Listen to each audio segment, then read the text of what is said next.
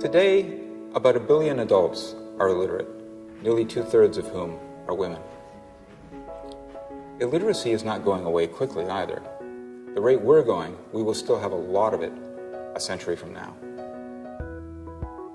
How do people remember if they can't read? Before writing, people remembered with poetry, with song, with tattoos on their bodies, with ritual. They remembered with apprenticeship, and they remembered by asking older people with long memories. People who can't read still do these things today. In oral cultures, you can find traditional practices and institutions that have solved the most difficult human problems for thousands of years. Even today, these practices and institutions mean the difference between life and death in much of the developing world.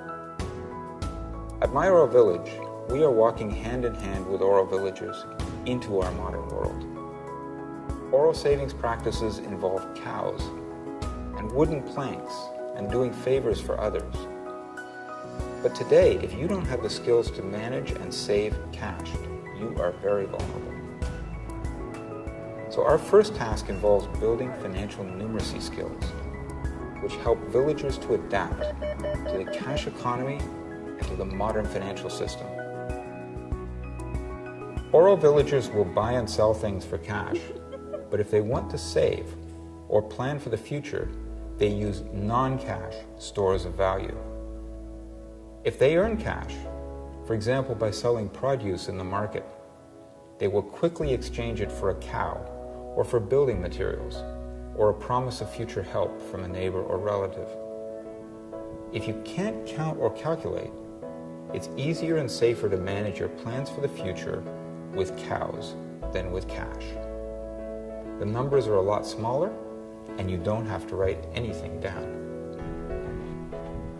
Almost everything we do in the modern economy requires some basic knowledge of numbers. Most of us learn this in primary school. We may not even remember learning it. It can be hard for us to imagine how oral adults who did not learn basic arithmetic as children manage to cope. But we humans know how to project competence. It's smart to hide innumeracy because innumeracy makes you very vulnerable. What isn't smart is for us numerates and literates who ought to know better to act as if what we see is all there is. Numeracy is not like illiteracy, this huge barrier that hardworking adult villagers can never find the time to overcome.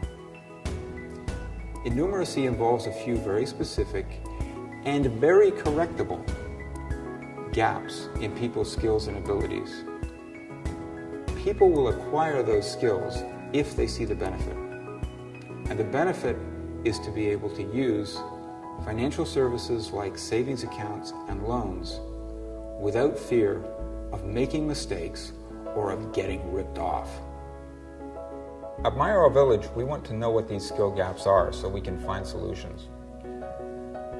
For example, we recently asked illiterate villagers to count 107,500 units in their local currency, equal to about $60 in Tanzania and 25 in Cambodia.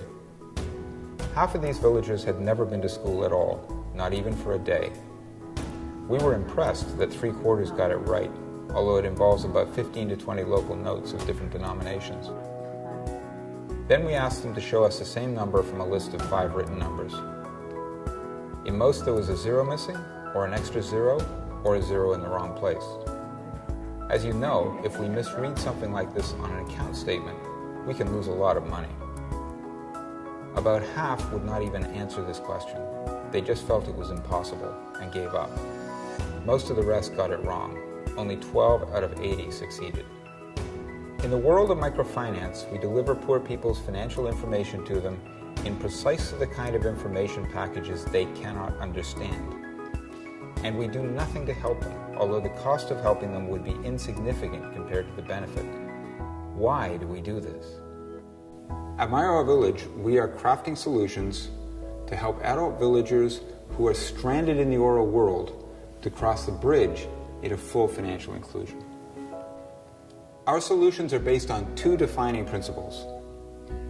First, we are smart enough today to deliver some financial information that really matters to illiterate people in a way that they can immediately understand and use. And second, we are smart enough to design simple tools to help illiterate people to acquire the skills that they need to decode other financial information that is vital to them. We like to think we live in a global village. Let's give the real villagers a chance to join us. Namna gani ambavyo kutojua mahesabu kumeathiri maisha yako? Unaweza kuniambia? Naweza nikakwambia, yani kwa sababu siwezi mahesabu kabisa. Ndio maana nashindwa kabisa kufanya biashara. Kunaniathiri kweli, kunaniathiri, lakini kweli kinaweza kikanifundisha kwa sababu najua jinsi ya kurudisha change, najua kabisa jinsi ya kuelewa.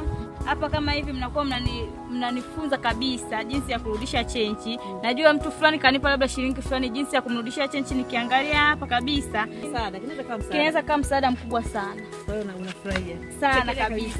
Nafurahi. Asante.